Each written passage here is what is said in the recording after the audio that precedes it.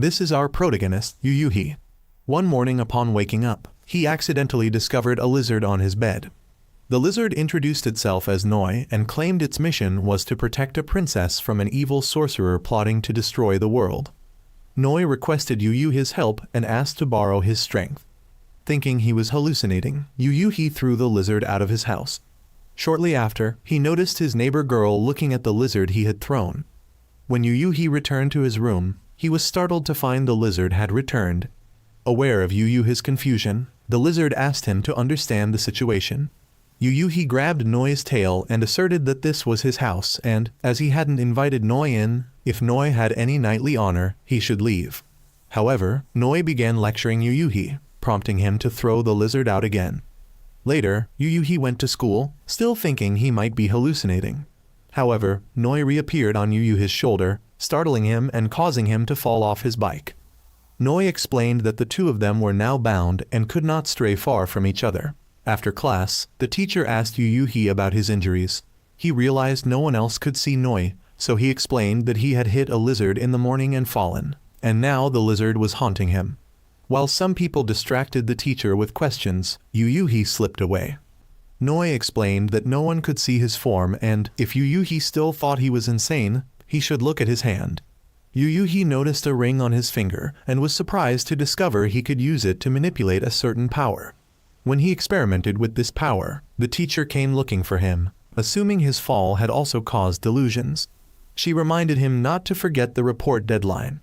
UNHINGED promised to submit it soon and then asked Noi if the ability could control others' bodies. When Noi confirmed, UNHINGED thought the power could be used for mischief and lifted the teacher's skirt to tease her. Realizing what he had done, she tried to chase him down, but he escaped home to read. Noi then explained their two main tasks, finding the princess and protecting the world. UNHINGED refused to help, not wanting to get involved in a fight that wouldn't even be acknowledged and preferring to avoid grandiose tasks like saving the world, as he was just a college student. Noi mentioned there were others who would be his allies, but UNHINGED, recalling his grandfather's advice to avoid making enemies or allies for a peaceful life, decided to leave saving the world to someone else and ignore it all. He went out to buy food while Noi wondered why he was assigned to such a cowardly person. Suddenly, Noi sensed an enemy. UNHINGED was shocked to feel himself stabbed, but as the wound wasn't real, he followed Noi's instructions to flee. They ran to higher ground, where UNHINGED became exhausted and faced the enemy, a mud golem. According to Noi, UNHINGED used his ability to aid his escape as the monster attacked, but the neighbor girl unexpectedly arrived, punching the creature away. Noi realized she was the princess he had been searching for. She introduced herself as Hina and assumed Noi must have caused UNHINGED a lot of confusion. That evening, Noi trained UNHINGED in flying, but just staying afloat briefly was difficult due to the power's reliance on physical strength, meaning UNHINGED needed regular training to grow stronger. UNHINGED doubted he was suited for being a knight, but Noi mentioned that being a knight and saving the world came with rewards. UNHINGED demanded Noi leave and return his peaceful life, but Noi refused, leading UNHINGED to throw him out again. Noi clung to his back. However, even as UNHINGED went out for dinner, unexpectedly, he sensed the unease brought by the creature from earlier that day. UNHINGED then recalled the events of the afternoon, realizing that Hina, despite being a princess, had not yet fully awakened and was unaware of her own nature. Like him, she had also been dragged into this situation. UNHINGED felt as if he had met Hina somewhere before that morning. At that moment, UNHINGED's teacher, Hisame, suddenly rushed over and crashed into him. She turned out to be Hina's older sister and immediately questioned UNHINGED about what he had done to her sister. Hina explained that she was the princess and UNHINGED was some kind of knight, leading Hisame to suspect that UNHINGED had put strange ideas into her sister's head. Later, UNHINGED went out for dinner and was surprised to discover Hina participating in an eating contest at a noodle shop.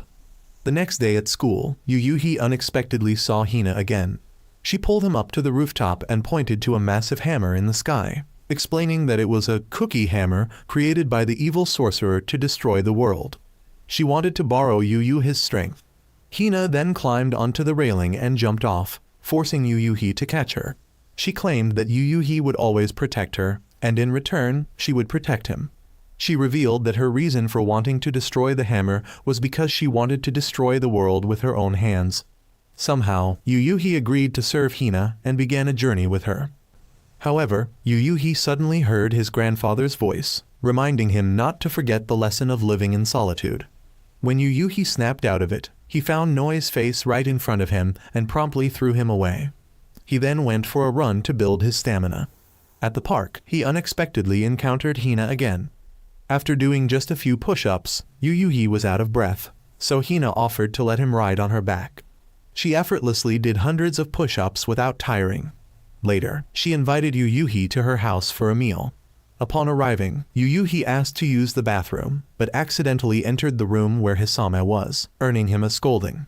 However, as he was Hina's guest, Hisame reluctantly let it slide. They then joined Hina for a meal, where she mentioned that the food was prepared by her sister and questioned why Noi wasn't eating. Noi explained that he drew energy directly from Yu and didn't need to eat. Yu mocked Noi, who retorted that he shouldn't ridicule a lizard like him. Yu realized that he had forgotten what it felt like to be around others for so long. The chains that had tied him to his grandfather reappeared in his mind, a reminder of the psychological shadow he was trying to escape. That night, Yu resumed his training and managed to float for over 4 seconds, a significant improvement. But he still felt it was insufficient. He worried that if he faced the mud golem again, he would still be powerless. Noi asked if Yu had any personal aspirations, but Yu couldn't think of anything, leaving Noi exasperated. Although Yu was uncertain about his future goals, for now, he wanted to break free from his grandfather's shadow. Later, Yu met Hina again and asked why she wanted to destroy the world. She replied that she wanted to possess the world, but since it would still exist even if she died, it could never truly be hers. Therefore, she intended to destroy it before the hammer could. Only by doing so would she feel like she owned the entire world. She then invited Yu to the rooftop, leaped across, and pulled him up, surprising him with her agility. Hina expressed confidence that Yu would one day be able to soar even higher than her. The next morning, while running, Noi informed Yu that with his current strength, he couldn't defeat a mud golem.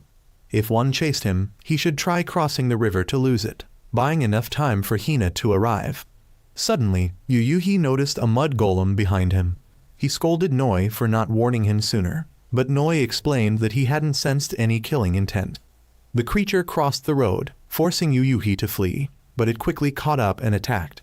Yu used his powers to dodge and attempted to escape, but the golem ensnared him. Just as he was about to be killed by its blades, Hina appeared on the far side of the river. Hina quickly hurled a car at the monster, but it dodged the attack. However, she leaped across the riverbank and delivered a powerful kick that defeated the creature.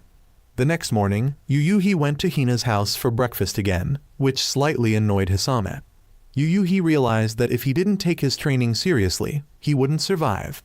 Later, Yu's uncle called to inform him that his grandfather had been hospitalized and asked him to come visit. His uncle offered to arrange a ticket for him, but Yu claimed he had to check with his part-time job first. Even though he didn't actually have one, he simply wanted an excuse not to face his grandfather. Yu then went to the riverbank, deciding to work on his mobility skills since he wasn't ready to fight. He tried using his powers to cross the river, but fell into the water after only a few steps. That evening, Yu came down with a fever, and Noi, due to their bond, also caught a cold. While resting, Yu recalled the feeling of being dragged underwater by his grandfather's chains. The next morning, Hina visited Yu's room. Feeling ashamed of his weakness, he apologized and begged her not to abandon him. Hina reassured him that she had also been frail in the past and encouraged him to visit his grandfather. Yu then revealed the reason he resented his grandfather. Once, when he brought a friend home, his grandfather chained him up and locked him in the storage shed. His grandfather believed that humanity was the enemy and that friends would eventually betray him. So Yu was forbidden from forming bonds with others. Yu feared that returning would bring back memories of those cold chains, but Hina promised to destroy anything that bound or frightened him, urging him not to be afraid. Hisame later visited Yu as well, deciding to cook a meal for everyone. After recovering, Yu returned to the riverbank, determined to jump across to the other side. Although Noi expressed concern about him pushing himself too soon, Yu simply jumped backward and vowed to one day conquer the hammer. The following day, Yu headed home. Noi reminded him that he could heal his grandfather's illness if he wanted, but Yuyuhi admitted he wished his grandfather would pass away. For 10 years, his grandfather had raised him with 3 principles: enemies will stab you from the front, friends will stab you in the back, and humanity is garbage. Upon arriving home, Noi asked why Yuyuhi was in the living room. Yuyuhi explained that since he started college, his uncle's family had moved in with his grandfather. Noi asked about Yuyuhi's parents, but Yuyuhi's cousin interrupted to invite him to dinner. Afterward, Yuyuhi led Noi to his father's memorial and explained that his father had been a police officer who suddenly went missing. Months later, authorities arrested a smuggler who confessed to killing and burying a police officer on a mountain, and that officer turned out to be Yuyuhi's father. Overcome with grief, his mother also disappeared. Since then, Yuyuhi's grandfather lost faith in humanity and warned him not to follow in his father's footsteps. If Yuyuhi ever disobeyed, his grandfather would chain and lock him up for 3 days. Noi asked what Yuyuhi truly hated: the criminal who killed his father, the mother who abandoned him, or the grandfather who abused him. Yuyuhi replied that he hated the very world that created these circumstances. Noi cautioned that such hatred would only bring him more misery, to which Yuyuhi bitterly admitted he was already deeply unhappy. The next morning, Yuyuhi's cousin took him to meet his grandfather. After leaving them alone, his grandfather approached Yuyuhi and remarked on how much stronger he had become. To Yuyuhi's surprise, his grandfather bowed his head and apologized, admitting he had been wrong to mistreat him. He acknowledged that Yuyuhi might never forgive him.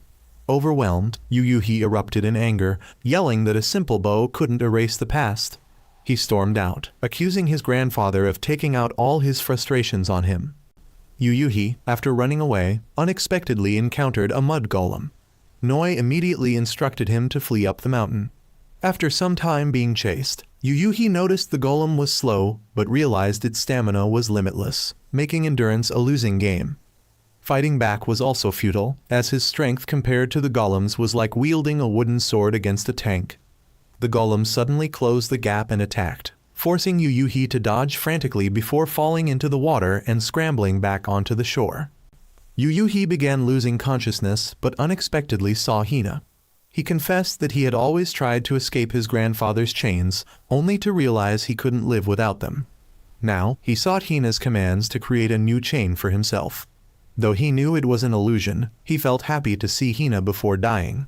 However, she motivated him, promising a reward if he survived and urging him to take action. Regaining consciousness, Yuyuhi believed he could win. He grabbed a rock, infused it with power, and managed to slightly injure the golem. Though minimal, it convinced him he could prevail as long as he could deal damage. Cornered at a cliff, with no other option, Yuyuhi jumped. Using his powers to reduce the impact, he landed safely. The mud golem followed, but Yuyuhi used his abilities to force it to crash headfirst into the ground, shattering it. Just as he began celebrating his victory, his cousin called to inform him that his grandfather was in critical condition. Yuyuhi briefly saw his grandfather but left quickly, thinking the 10 years of abuse he endured couldn't be erased by a few months of change. He believed his grandfather never loved him, but Noi suggested that his actions, though warped, still stemmed from love. Reflecting on the happy moments he once shared with his grandfather when his parents were alive, Yuyuhi felt a spark of lingering affection. This led him to ask Noi to save his grandfather. Their contract was then solidified. Returning to the city, Yuyuhi met Hina in his subconscious, where she decided to reward him with a kiss. Just as she was about to, she vanished, leaving Yuyuhi awake and disappointed. Later, during a jog with Hina, they trained together. Yuyuhi managed 50 push-ups, boosting his confidence to fight mud golems more effectively. At that moment, a man approached, introducing himself as Hangetsu, an ally of justice. A dog named Ludo appeared, and the group realized Hangetsu was also a knight. Hangetsu revealed he had been observing them for some time, but hadn't had a chance to meet until now. He excused himself, promising to meet again. At school, Yuyuhi asked Noi if he knew Ludo, but Noi admitted his memories before meeting Yuyuhi were hazy.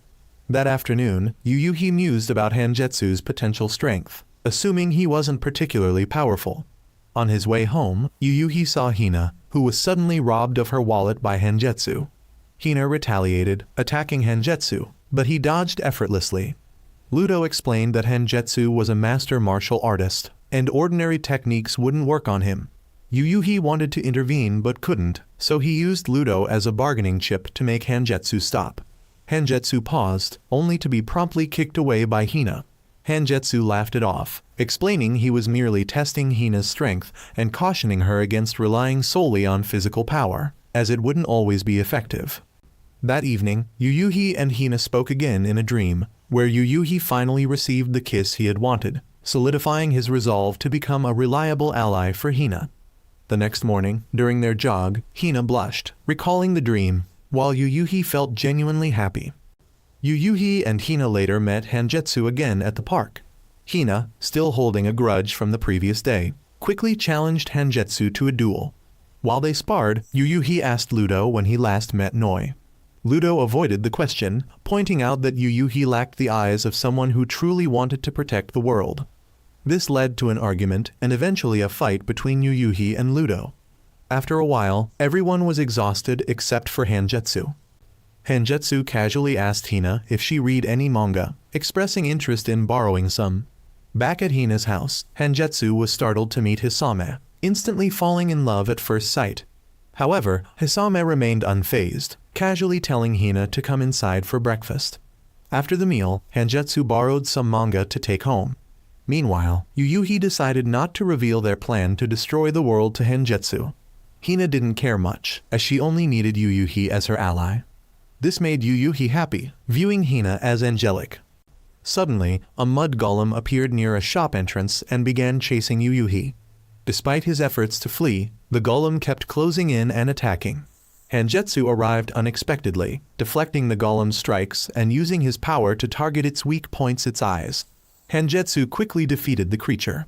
Yuyuhi realized Hanjetsu was quite strong and could hinder Hina's plans. His momentary bloodlust was noticed by Hanjetsu, who dismissed it as jealousy and offered to help Yuyuhi train if needed. The next day, during training, Hanjetsu asked Hina for information about Hisame. When she avoided answering, he tried to bribe her with free meal vouchers. He also advised Yuyuhi to start training with him to avoid future dangers. At school, Yuyuhi discovered Hanjetsu had shown up, claiming he was there to clean the campus grounds as a jack of all trades. Hanjetsu used the opportunity to approach Hisame, showering her with compliments, which made Yuyuhi think he sounded like a scammer. After leaving, Hisame recalled that Hanjetsu's younger brother was a year above Yuyuhi but hadn't attended school for a year. Curious, Yuyuhi asked Hanjetsu about it.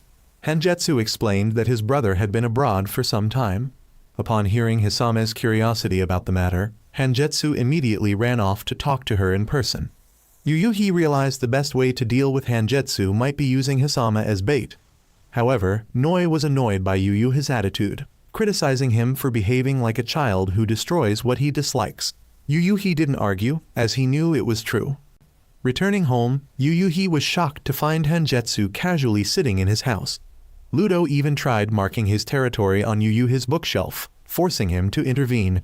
Hanjetsu suggested they watch anime together, believing it would give Yuyuhi more topics to discuss with Hina. The following day, while visiting Hina's house for breakfast, Yuyuhi and Hanjetsu unexpectedly met the sister's father.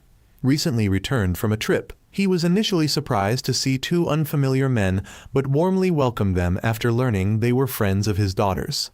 Later that day, Hanjetsu invited Yuyuhi out for drinks, explaining that Hisame wouldn't go unless Yuyuhi joined. Though Yuyuhi agreed, he made it clear he wouldn't drink alcohol. However, during the night out, Yuyuhi ended up drinking enthusiastically despite initially refusing. Their drinking session was observed from nearby by the sister's father, who wanted to see how his daughters handled the outing. During the gathering, Hisame shared that she and her mother had once traveled to France to seek treatment for Hina's illness. 3 years ago, upon hearing that Hina had recovered, Hisame returned to Japan to visit her younger sister. However, as soon as she came back, their father left Hina in her care and disappeared to pursue his passion for writing novels. He only returned home a few times a year. Despite his books selling well, Hisame admitted she had never read any of them. She considered her father an irresponsible person, a sentiment that made him wince as he overheard it from the bar. After a night of drinking, Yuyuhi noticed that Hisame and Hanjetsu were too inebriated to walk, so he called Hina to help him take them home.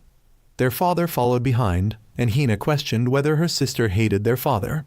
Hisami clarified that it wasn't hate, but rather that she couldn't bring herself to respect someone who wandered aimlessly despite his age. Hanjetsu remarked that adults often smile to give children hope about growing up. Yuyuhi then recalled how his father and uncle used to smile all the time. The next morning, Hanjetsu woke up after a dream about his unpleasant past and resolved not to hesitate again in the future. He realized he may have overdone it with drinking the previous night. Around noon, Hina visited Yuyuhi's house to spend time with him. She discovered that Yuyuhi enjoyed reading books written by her father, and Yuyuhi was shocked to realize that Hina's father was the author of his favorite series. Suddenly, Hisame called and asked Yuyuhi to take Hina out somewhere until the evening to help her prepare a surprise. Thinking it was a family-supported date, Yuyuhi asked Hina where she would like to go. Since Hina was hungry, Yuyuhi decided to take her out to eat. The two went to a family restaurant, where Hina ordered food and then excused herself to the restroom. While waiting, Yuyuhi was startled to find Hina's father standing behind him. After a brief exchange of information, Hina's father asked Yuyuhi if he liked Hina. Yuyuhi admitted he had unrequited feelings for her, but he believed Hina only saw him as a friend. Her father explained that girls generally don't view their friends as romantic prospects. He then asked Yuyuhi if he had any career aspirations. Yuyuhi said he didn't have any at the moment, but once dreamed of becoming a police officer. Satisfied with this answer, Hina's father entrusted Yuyuhi to take care of Hina in his stead.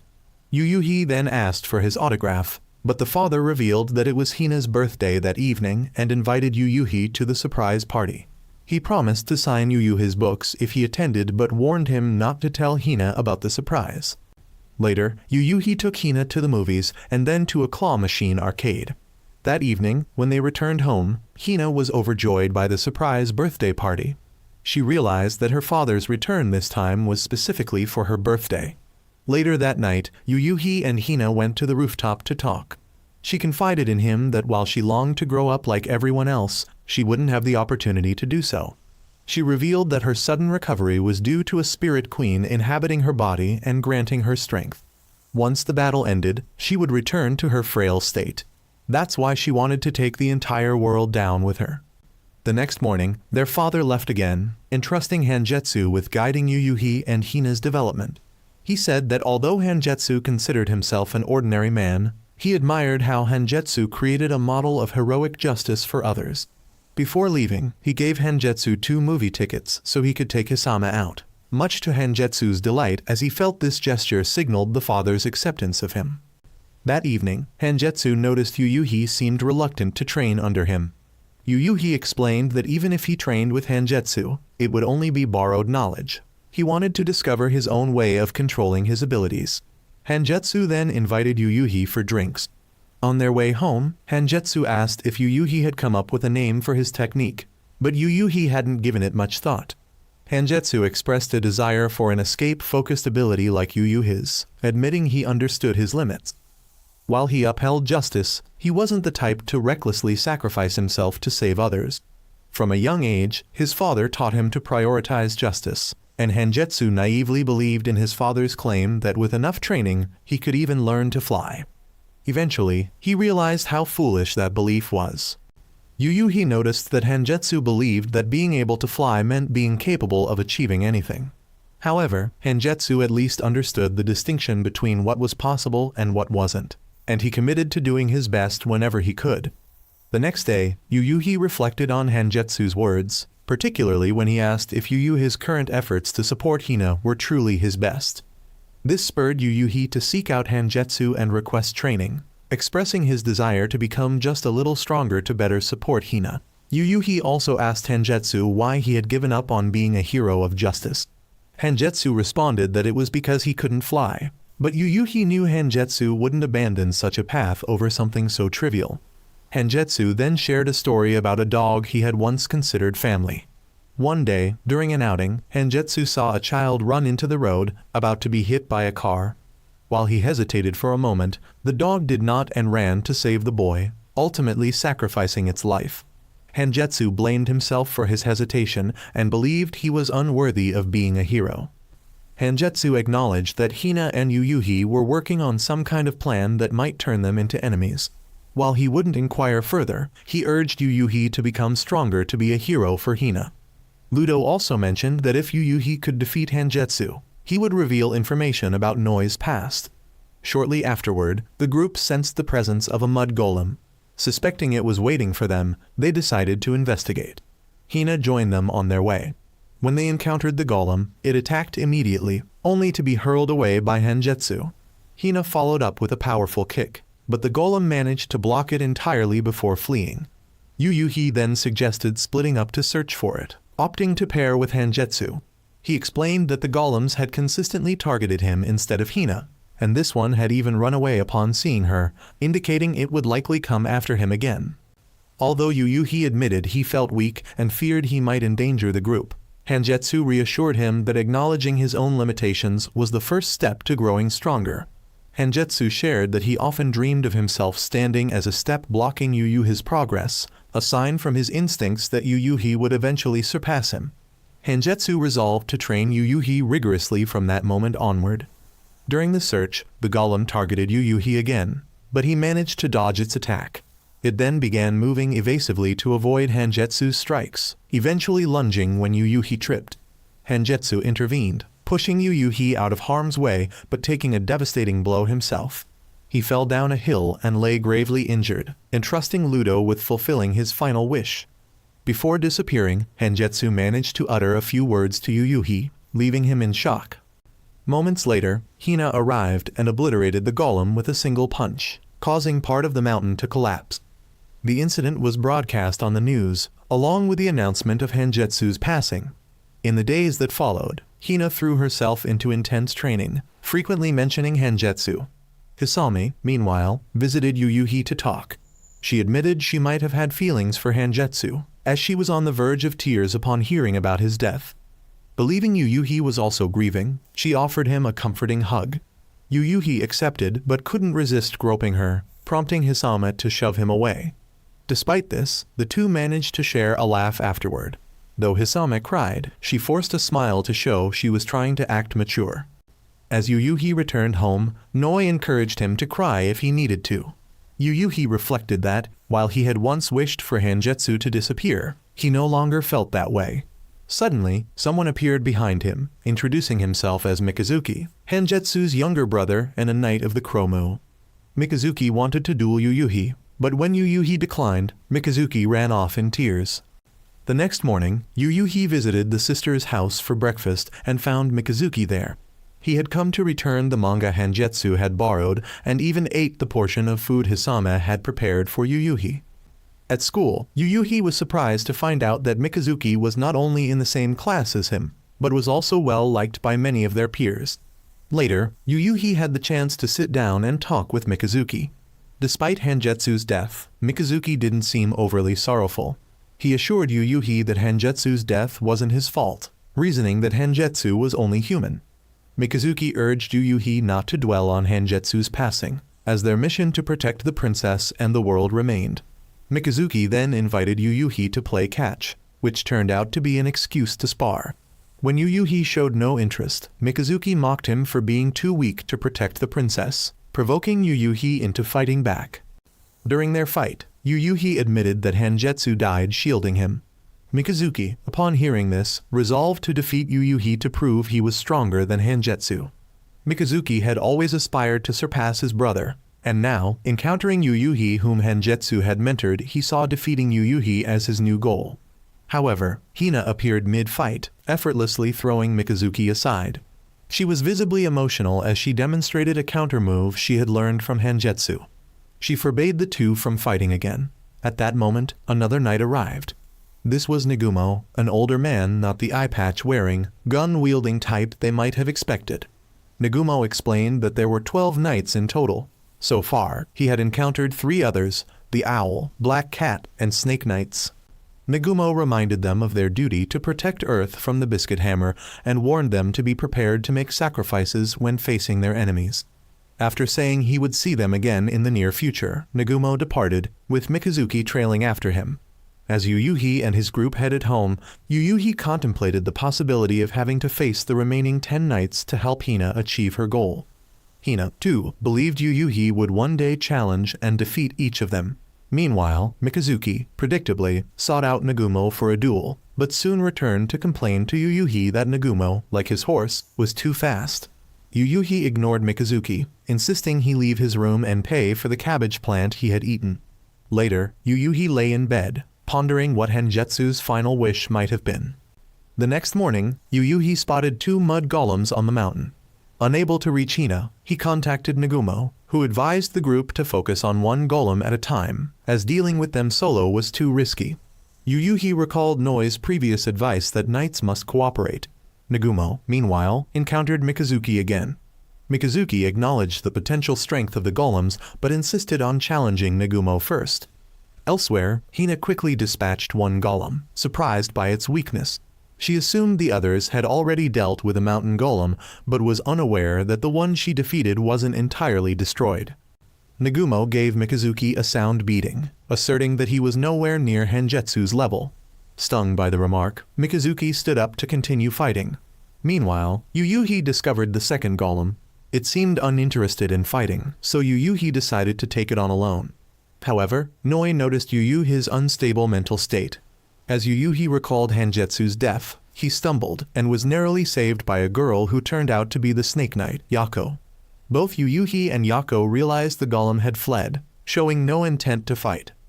Back home, Yuyuhi felt shaken, realizing that while he believed himself to be strong, seeing someone he knew become a lifeless body had robbed him of the courage to fight. Later, Yako visited Yuyuhi, introducing herself and her snake companion, Shi. Noi asked Shi if it remembered anything about the past, but Shi admitted it didn't.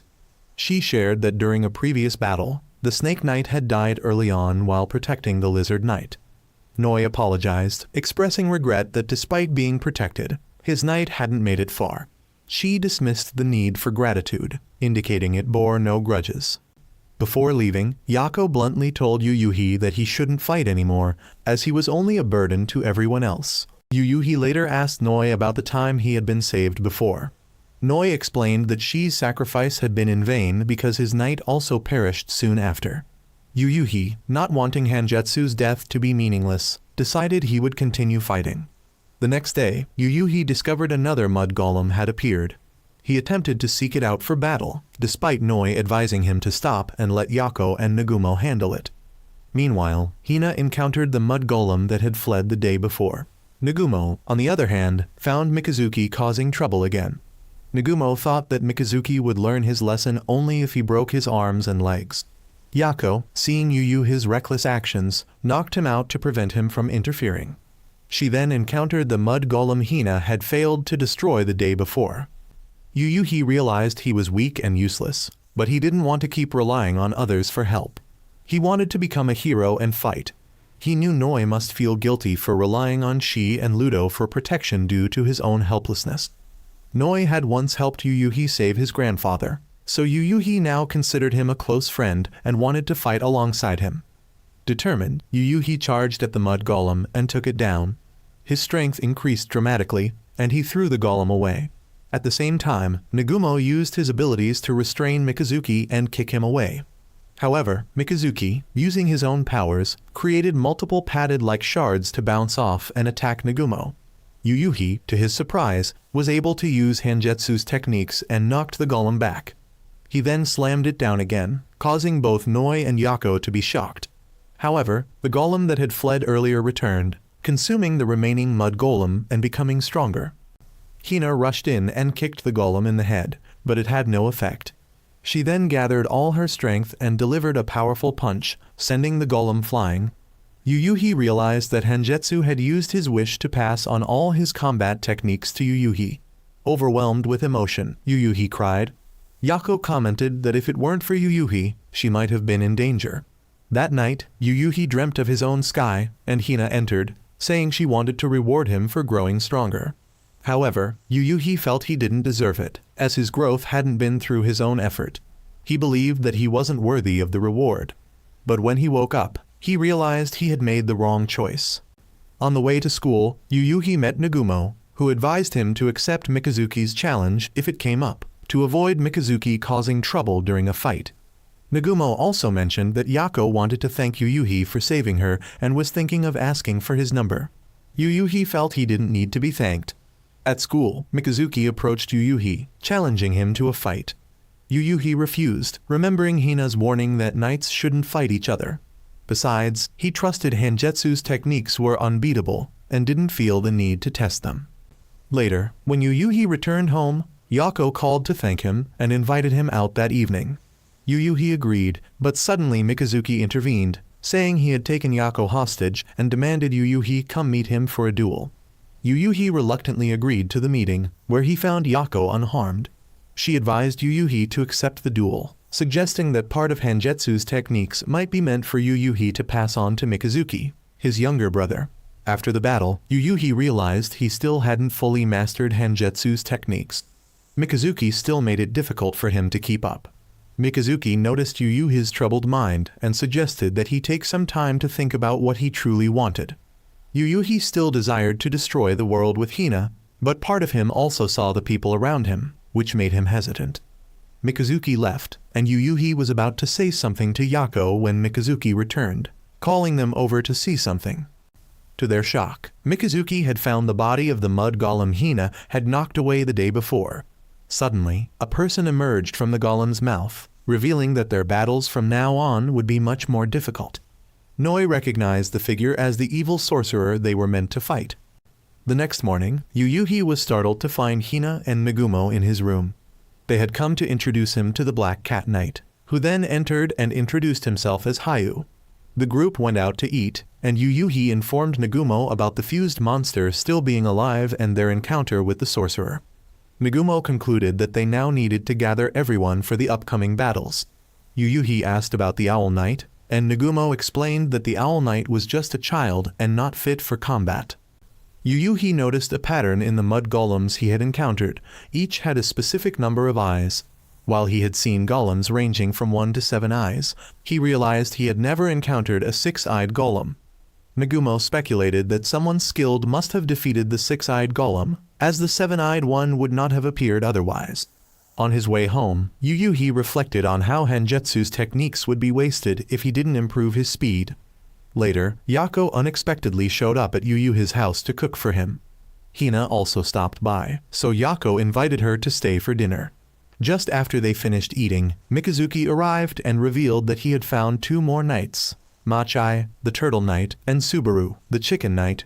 The chicken familiar mentioned that both girls had defeated a mud golem in the past, but Subaru clarified it had been thanks to their master's sacrifice, the Swordfish Knight.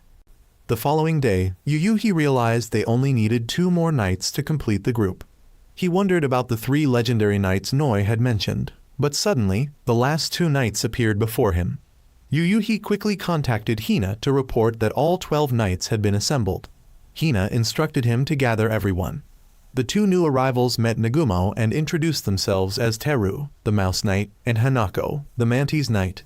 The Owl Knight, a boy named Teiyu, was also summoned. Hina asked Yuyuhi if he loved the world, believing he would be the one to stop her after the battle. Yuyuhi reassured her of his dedication, telling her not to worry. The younger knights seemed nervous upon hearing about past sacrifices, but Hina gave a rousing speech to uplift their spirits. The next day, Yako brought some movies to Yuyuhi's house, surprising him as he didn't expect her to enjoy such films. She mentioned Yako's cosplaying hobby, but Yako cut him off and left. Yako indeed loved cosplaying but lacked the confidence to show others, fearing they would find her strange. She noted that Yako hadn't been this reserved when they first met. Back then, their encounter had been similar to Yuyuhi's and Noi's. Yako had initially tried to chase she away with a wooden sword, but she begged her to listen. After hearing the situation, Yako decided to use her wish immediately, not wanting to wait until she was on the brink of death. She wished for her family to keep smiling even if she were gone. She thought she was eccentric back then, but his opinion had since changed. Meanwhile, Yuyuhi and Hina ran into Nagumo during his morning training.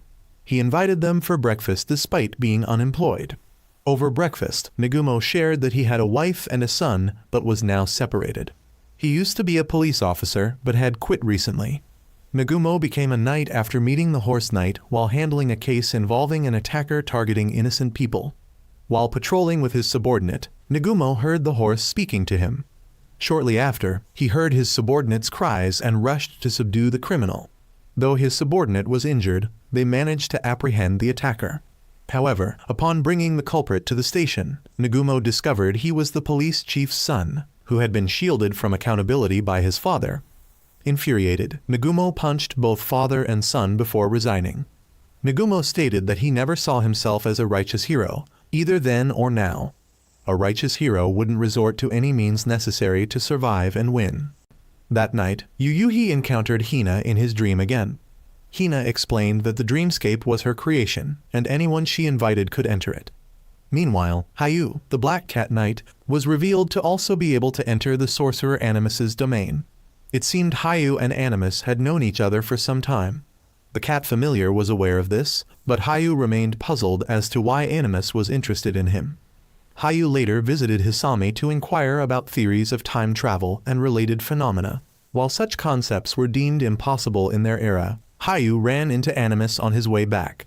Animus, knowing of Hugh's desire to uncover the secrets of the universe, offered to help him achieve that goal, as it aligned with Animus's own interests. Animus attempted to persuade Hayu to abandon the knights and join his side. However, Machai and Subaru arrived and drove Animus away. Upon returning, Hayu anticipated that Animus would seek him out again. When they met once more, Hayu directly asked if Animus was from the future.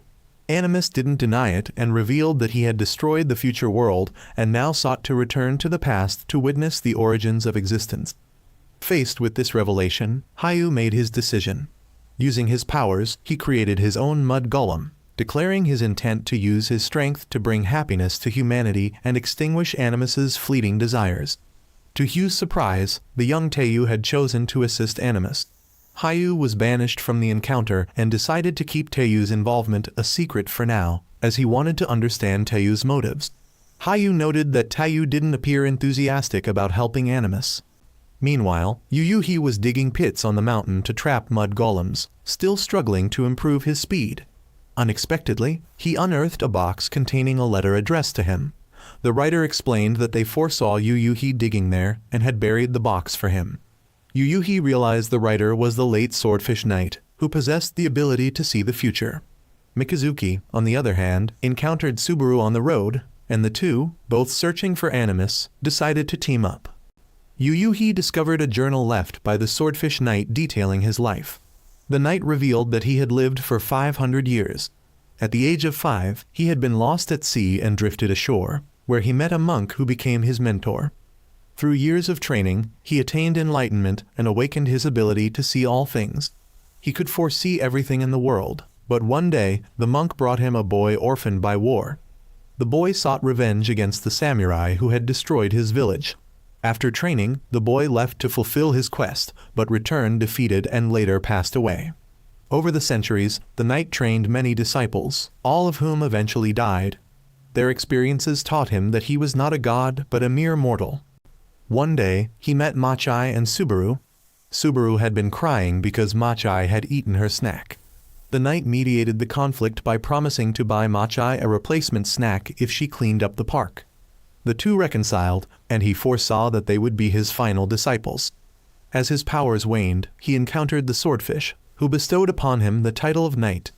The knight told the swordfish it was unfortunate they had met when he was at his weakest, shocking the swordfish with the revelation that he only had a month to live. Determined, the swordfish resolved to help him leave behind as much as possible for the other knights. In the time that followed, the knight trained Machai and Subaru in combat.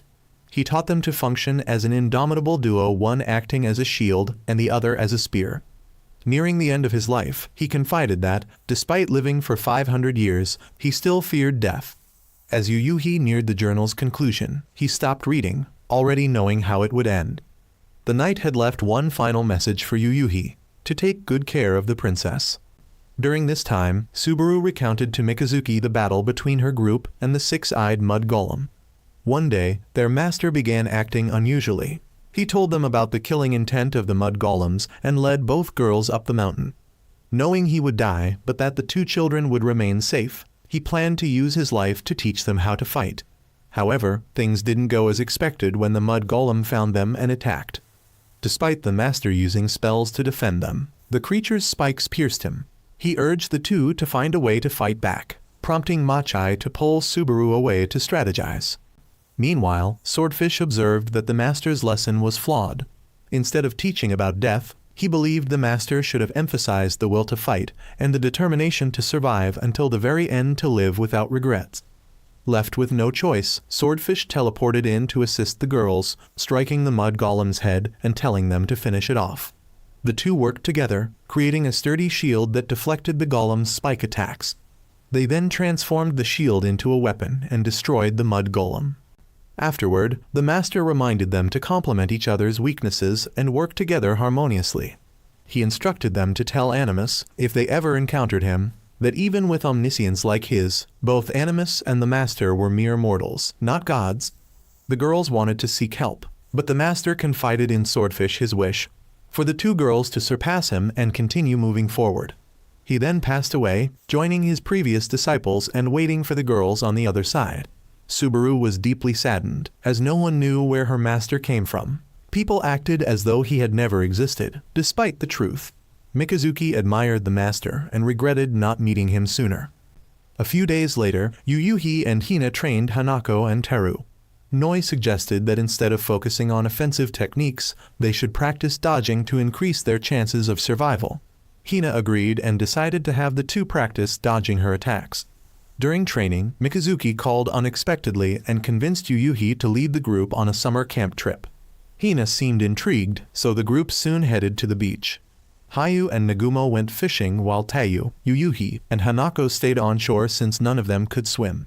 The swimmers invited them into the water, but the trio refused until Hina called out, and Yuyuhi immediately ran over. That evening, Mikazuki suggested the boys share a few beers, but Tayu opted to play video games, and the two older men went to the sauna. Since Teru was underage, he settled for water. Mikazuki asked if Teru was dating Hanako, but Teru replied they were just childhood friends. However, Teru's mouse remarked that the two were so close Hanako would even climb through his window to visit. Noi added that Hina often climbed into Yuyuhi's room, prompting Mikazuki to grow jealous and storm off. "Someone, please save this crow," he exclaimed. Yuyuhi went for a walk before heading to bed, while Mikazuki bumped into Subaru, who advised him to live more seriously. While walking along the beach, Yuyuhi spotted Hina returning from the sea. She had been experimenting with her powers in a new way to explore their potential. Yako, passing by, overheard Hina mentioning her intent to destroy this world. However, Yako decided to keep it to herself for now, as she had feelings for Yuyuhi and wanted to understand the situation better. The following morning, the presence of a mud golem was detected. The group ascended the mountain and soon encountered the same seven-eyed creature from before. Animus suddenly appeared, capturing Yuyuhi and Hina and teleporting them to the sea. Mikazuki pursued them, leaving Nagumo to lead the rest of the group in fighting the monster. Animus claimed he had come to talk with Yuyuhi and Hina and meant no harm. Meanwhile, the knights struggled against the relentless creature. It moved continuously without tiring, forcing the group to find temporary shelter. Hayu wanted to find a way to touch the monster, as he already had a plan in mind. The group quickly moved to distract the creature and give Hayu an opening, though they were unsure if they could completely defeat the monster without risking their lives. Meanwhile, Animus revealed to Yuyuhi that the soul possessing Hina was actually Anima, his younger sister. However, Anima wasn't a sibling in the conventional sense. She was created from Animus's excess power. What baffled Animus was why Anima had orchestrated this game solely to interfere with him. Yuyuhi finally understood why the hammer hadn't destroyed the world immediately. Animus was also bound by the rules that Anima had imposed. However, Hina wasn't Anima and couldn't comprehend his words. She charged forward, landing a powerful punch into the sea, sending water spraying everywhere. This drew the seven-eyed monster's attention, allowing Hayu to get close. He managed to extract part of the creature's core, but it quickly turned to attack Yako. Nagumo enhanced Yako's wooden sword to help her survive. Hayu then realized that the clay golem he had created earlier had been consumed by the monster, and he couldn't fully restore it. Taking advantage of the distraction, Machai and Subaru created weapons and slashed at the creature. All the knights combined their strength to deliver a final, powerful strike, successfully destroying the monster. Yuyuhi brought Hina back to shore, just as Mikazuki arrived, only to find that Animus had fled. When Nagumo reported the monster's defeat, Mikazuki was even more shocked. Nagumo punished him for abandoning his teammates, declaring that Mikazuki would be the only one not allowed to eat at the group's celebratory feast that evening. The next day, Yuyuhi noticed that Hayu had created two-eyed clay golems for the knights to practice against. Although these creatures weren't too strong, the fact that Mikazuki could handle one on his own showed he wasn't as weak as he appeared. Yuyuhi told Mikazuki to rest so he could take a turn. Reflecting on Hina's words about their untapped potential, Yuyuhi attempted to transform his ability into an offensive weapon, similar to Hangetsu's technique. He succeeded, damaging the monster's arm. The following day, Hina unexpectedly brought her belongings to Yuyuhi's house, asking to stay for a while, as she had just run away from home. Yuyuhi immediately agreed. Hina explained that she left because her mother had recently returned. Soon after, Hisame showed up to bring Hina back, accusing her of troubling Yuyuhi. Yuyuhi wanted to argue but fell silent under Hisame's stern glare. When Hina refused to return, Hisame decided to take Yuyuhi to her house to separate the two. She let Yuyuhi stay in her father's room temporarily. Noi observed that Hina and her mother didn't seem to have a good relationship. Later, Yuyuhi received a phone call from his uncle, asking if he planned to visit home during the summer since his grandfather was much healthier now. Not ready to face his grandfather, Yuyuhi said he'd call back later. That night, Yuyuhi dreamt of Hina, who shared that she didn't want to see her mother because she was always busy with her medical work. Although Hina understood her mother's dedication to helping others, she felt hurt by the lack of time her mother had for her. Meanwhile, Hisame was seen conversing with someone who seemed to be anima within Hina. Hisame revealed that she had spent a significant amount of time in France with their mother, searching for a cure for Hina's condition. The fact that they only saw Hina twice a year when she was young seemed to be the reason for Hina's emotional distance. The next morning, Yuyuhi woke Hisame to deliver Hina's message that she wouldn't join them for breakfast. At the training grounds, the group complained about Mikazuki monopolizing the practice golem, leaving no opportunity for others to train. Yuyuhi had no choice but to wait until Mikazuki was exhausted.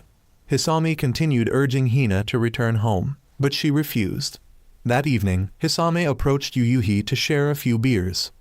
Yuyuhi wondered why Hina avoided her mother, prompting Hisame to reflect that it might have started 4 years ago, before Hina's health improved. At that time, Hina unexpectedly grew gravely ill and was unconscious for a week.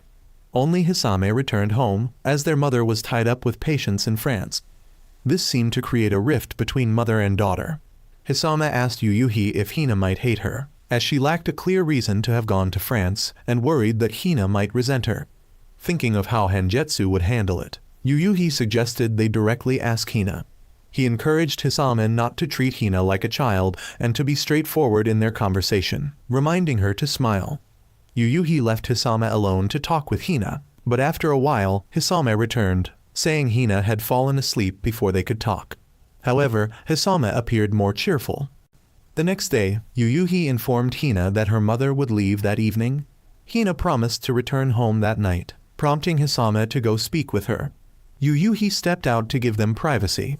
Hisame apologized to Hina for leaving her to go to France without a clear purpose. Hina revealed she avoided her family because she felt guilty, believing her birth was the reason their family was torn apart. Hisame forbade Hina from thinking such thoughts, apologizing for making her feel that way. Hina also apologized, and the sisters resolved their issues. However, Hina wasn't yet ready to face her mother. Yuyuhi followed her and urged her to return, but she was scared that her mother might not love her anymore. Hina jumped across the river, and Yuyuhi used his abilities to follow, assuring her that if she was scared, he would go with her. When they returned, Hina's mother ran to her and embraced her, crying. The family reconciled, and that evening, Yuyuhi called his uncle to say he would visit his grandfather. The next morning, during training, Yuyuhi saw Hina bring someone unfamiliar. Noi immediately recognized her as Princess Anima, but Anima didn't seem to care much about Noi.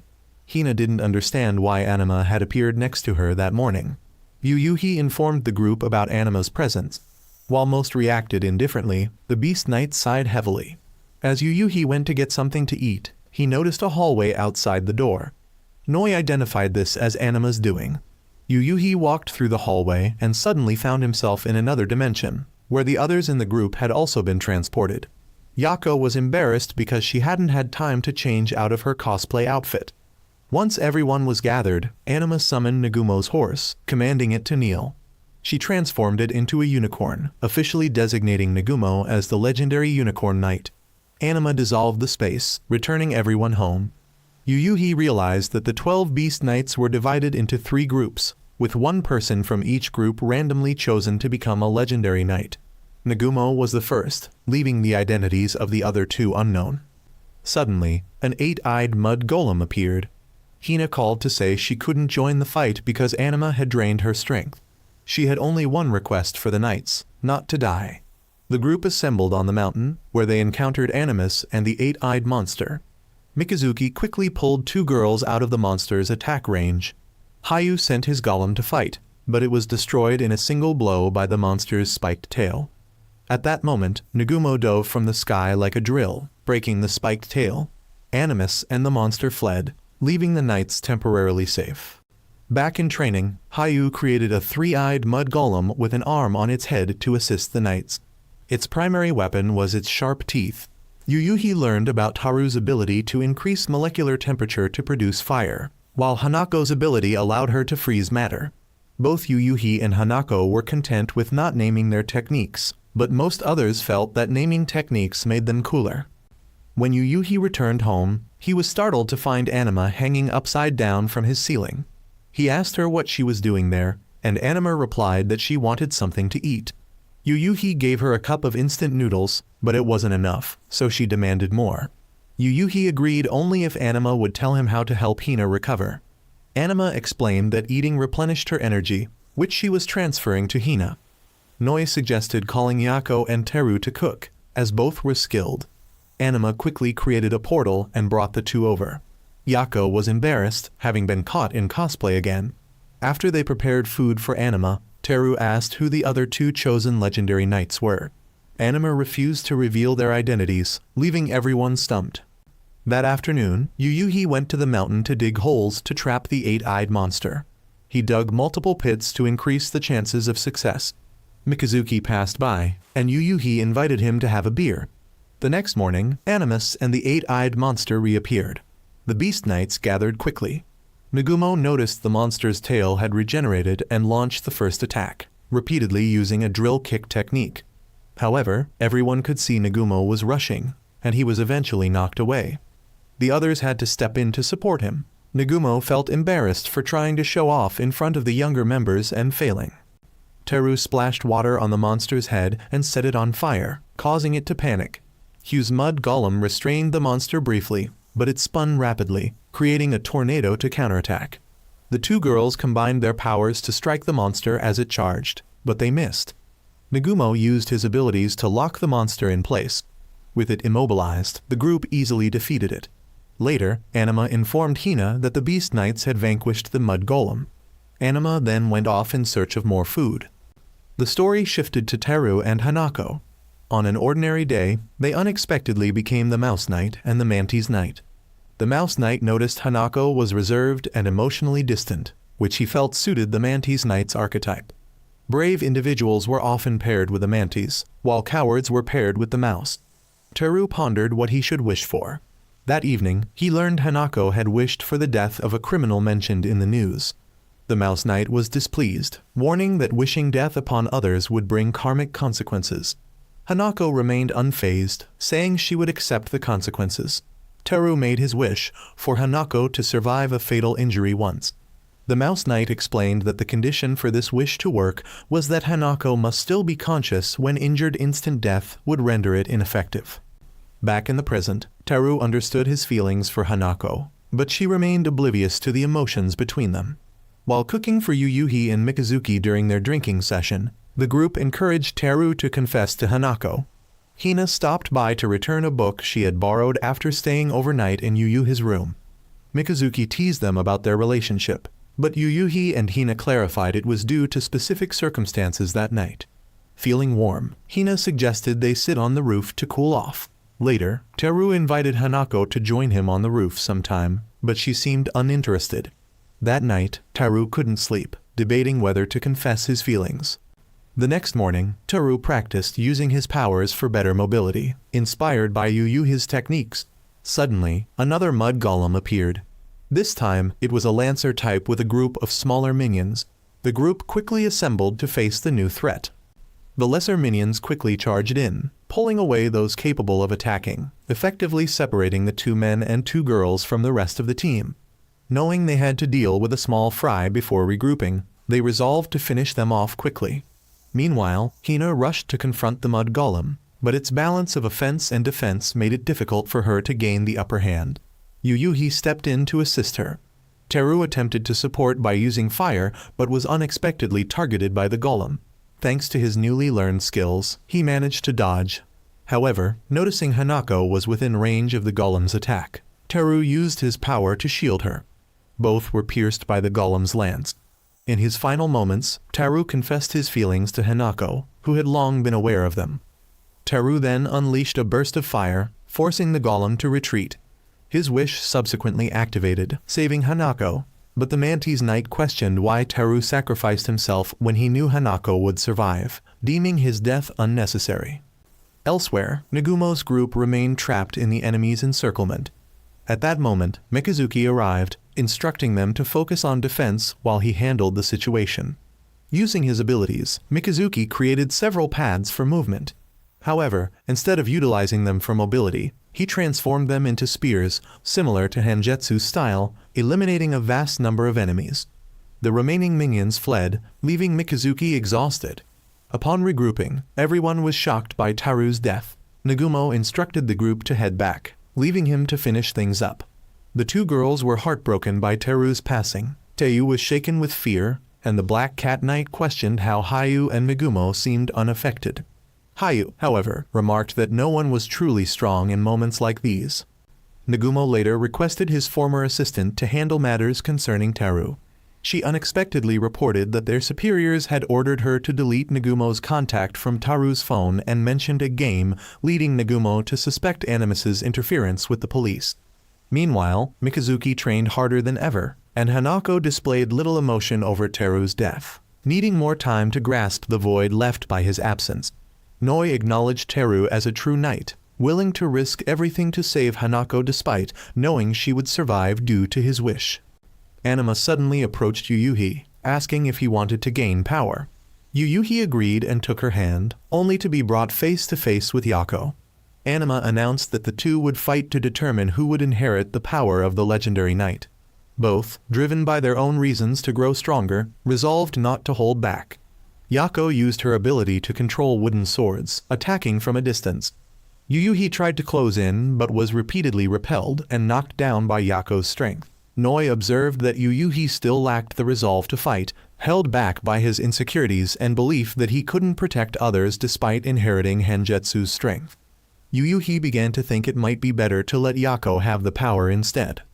She was then transformed into a dragon by Anima. Yako declared her fondness for Yuhi and vowed to stop him if necessary. Shortly after, the group was returned. Meanwhile, Hanako, in frustration, attempted to reject the Mantis Knight, similar to Yuhi's past struggles. However, this was futile, and the Mantis Knight couldn't blame her as it was one of the rare times Hanako displayed emotion. She left the house without an umbrella despite the imminent rain. Yuhi headed to the mountain to fill in the holes he had dug, deeming them useless. There, he encountered Mikazuki, who decided to help him. On their way down, they unexpectedly encountered Hangetsu. Mikazuki immediately delivered a swift kick, and Yuhi used his powers to strike. They accused Animus of going too far. The figure revealed itself to be an 11-eyed golem. Yuhi, confused about the whereabouts of the 9 and 10-eyed golems, was startled when the 11-eyed one spoke, revealing they had already encountered the 10-eyed golem.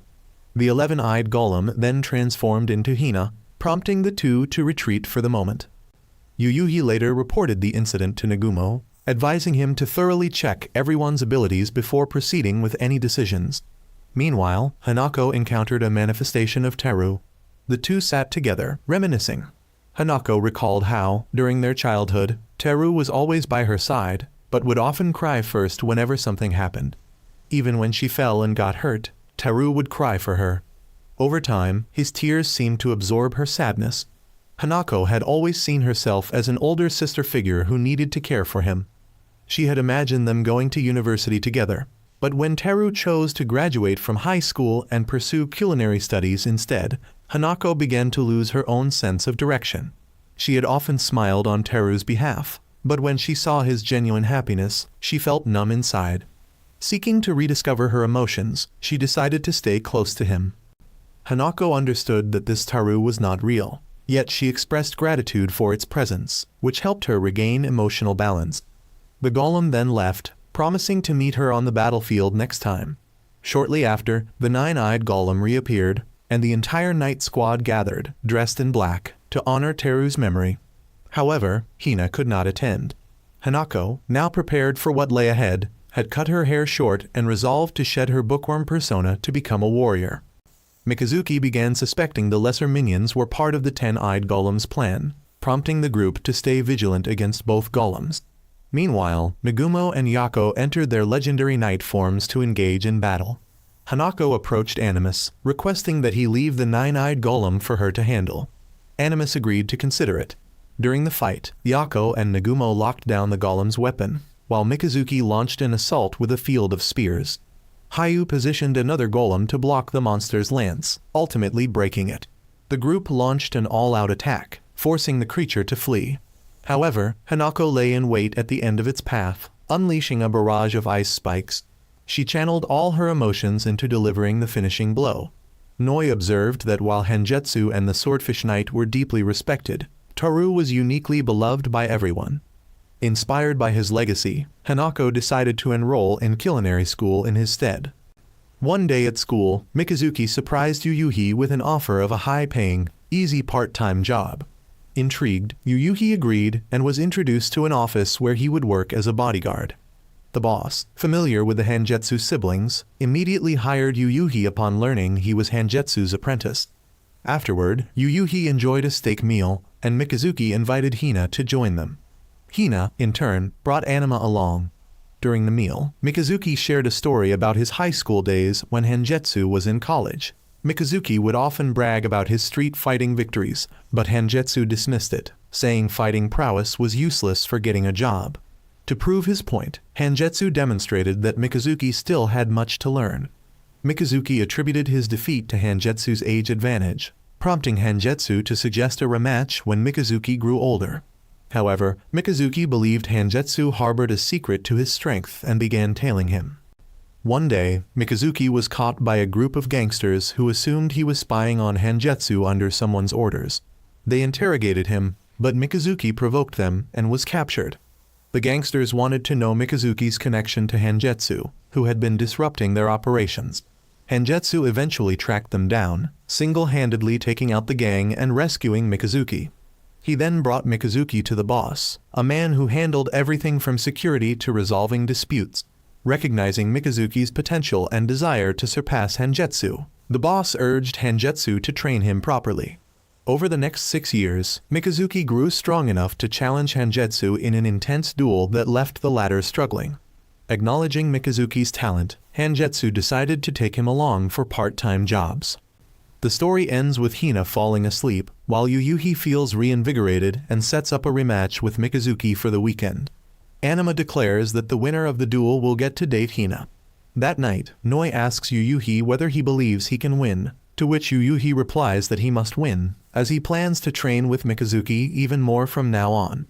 By the weekend, Mikazuki tells the two girls about his duel with Yuyuhi. The Beast Knights suggest the Crow Knight say something, but Mikazuki recalls a time when the Crow Knight didn't speak, which was when he used his wish while in India.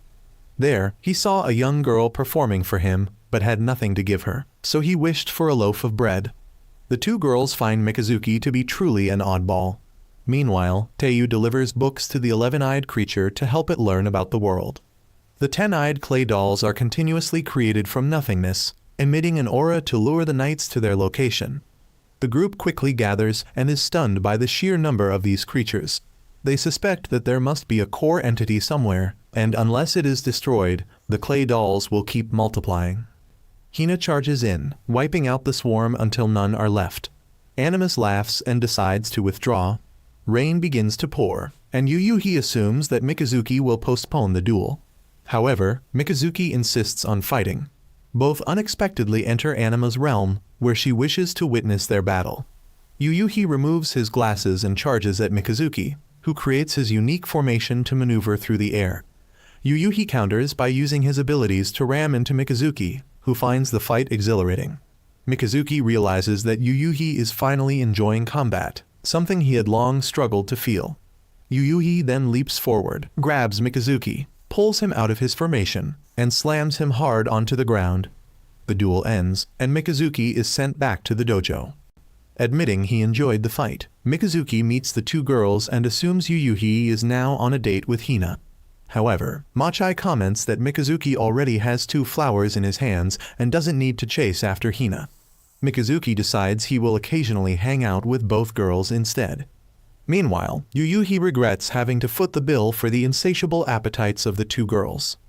The next day, the knights gather, and Hayu reveals he has partially uncovered the rules of the game. Each monster seems to have a unique name and appears in a specific month. He theorizes that there are only 12 monsters in total, and so far, only the 9th monster has been confirmed defeated, leaving 3 more.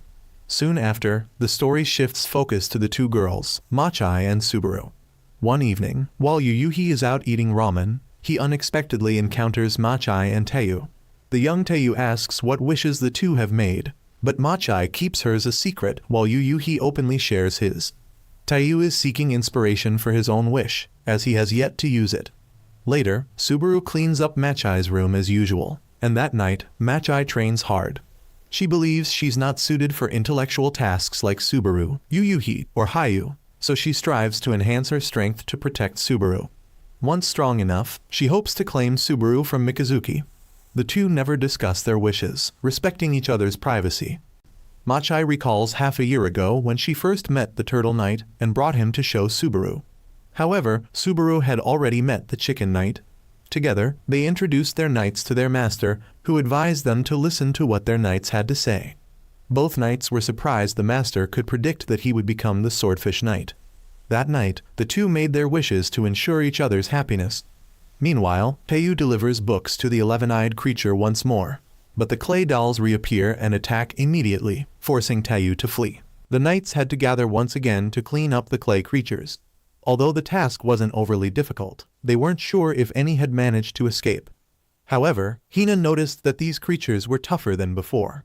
The next day, while Yuyuhi was out for a walk, Noi asked him what he planned to do about Yako's confession. Yuyuhi pretended not to understand and claimed he didn't want to talk about it. Shortly after, he ran into Yako again. Despite feeling somewhat awkward, Yako decided to act as though the confession had never happened. Meanwhile, Teiyu took the 11-eyed creature to the movies to help it learn. The creature reflected that, as a clay being, it could experience emotions not empathy for loss, but a sense of curiosity and a desire to explore. It also observed that Teiyu didn't seem close to his peers.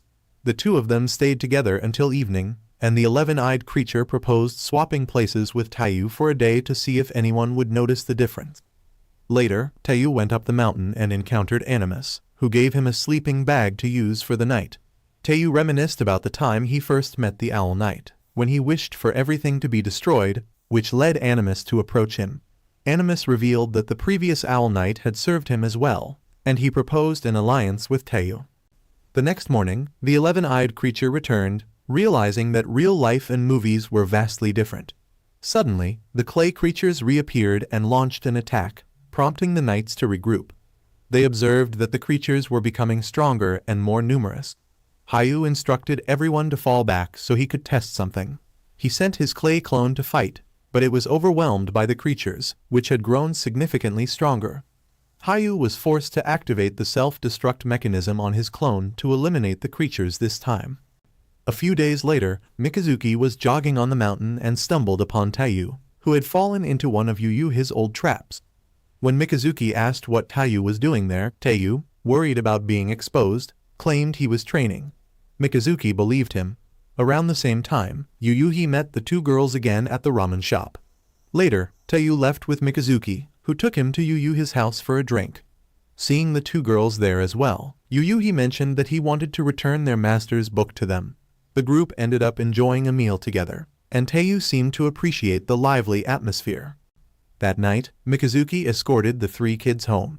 The two girls gave Teiyu the master's book, saying they had learned enough from it and wanted to pass it on.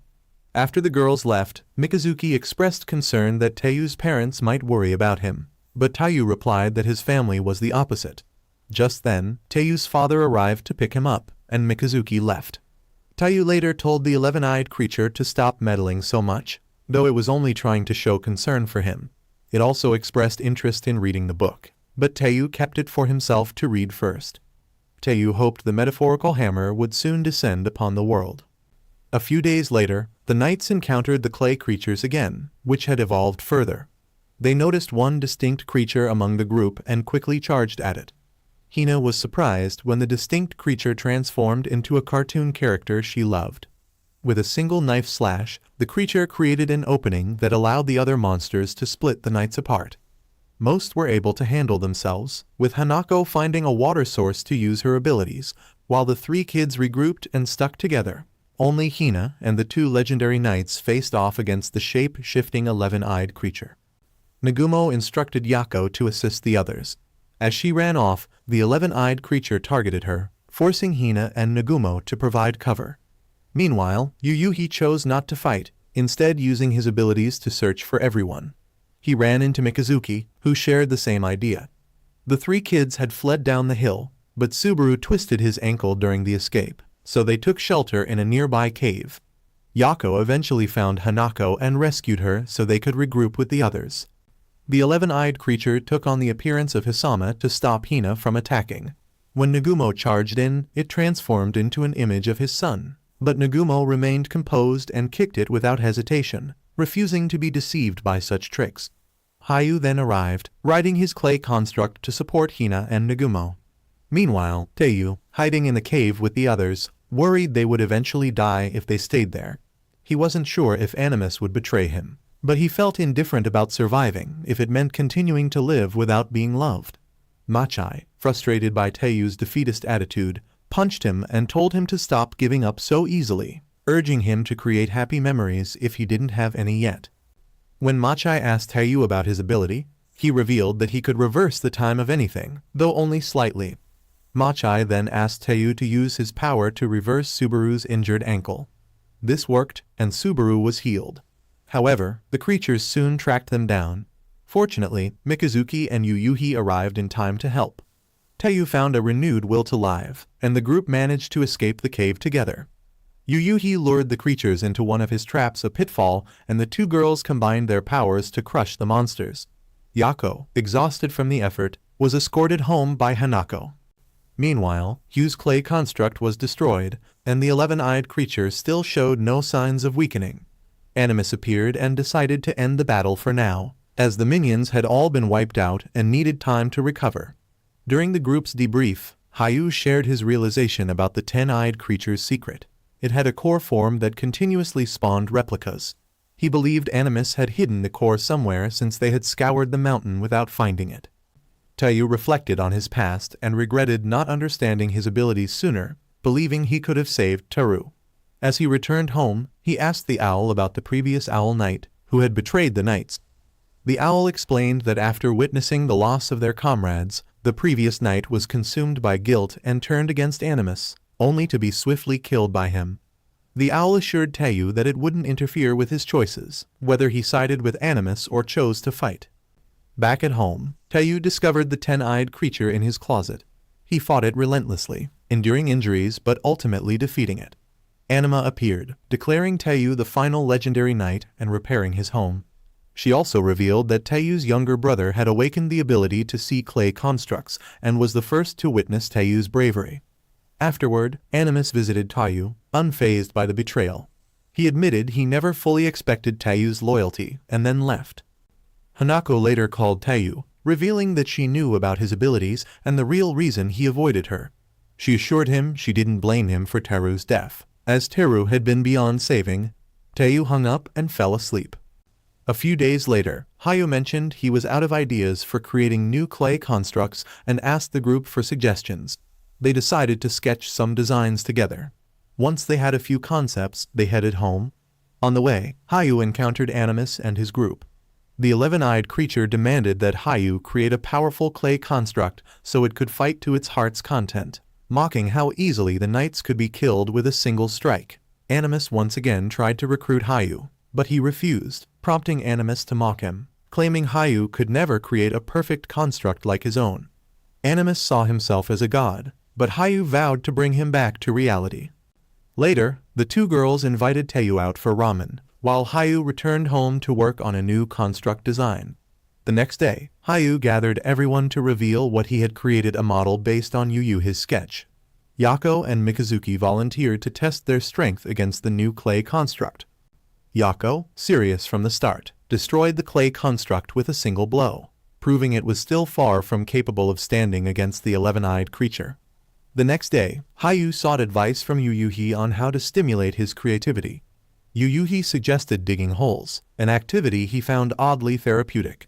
While the method wasn't particularly innovative, it had helped Yuyuhi improve his physical endurance over time. Together, they spent an afternoon digging, and Hayu felt a bit more refreshed. Upon returning home, Yuyuhi received devastating news. His grandfather had passed away in an accident. Despite having wished for his grandfather's recovery from illness, fate had dealt another blow, leading Yuyuhi to reflect on how life and death follow their own course. During the funeral, Yuyuhi's cousin shared that their grandfather often wrote letters to him, but most were returned unsent. She handed him the unsent letters, and upon reading them, Yuyuhi discovered they were filled with concern and questions about when he would visit again. Yuyuhi later returned to the storeroom, where he found the chains that had once bound him. Casting them aside, he chose to forgive his grandfather for the hardships he had caused. That night, Yuyuhi dreamed of meeting his grandfather, where they shared a heartfelt conversation. His grandfather unexpectedly departed with Yuyuhi's father in the dream, prompting Yuyuhi to chase after them, only to realize he was dreaming. In his dreamscape, Yuyuhi approached the gate in Hina's subconscious world, where Anima appeared.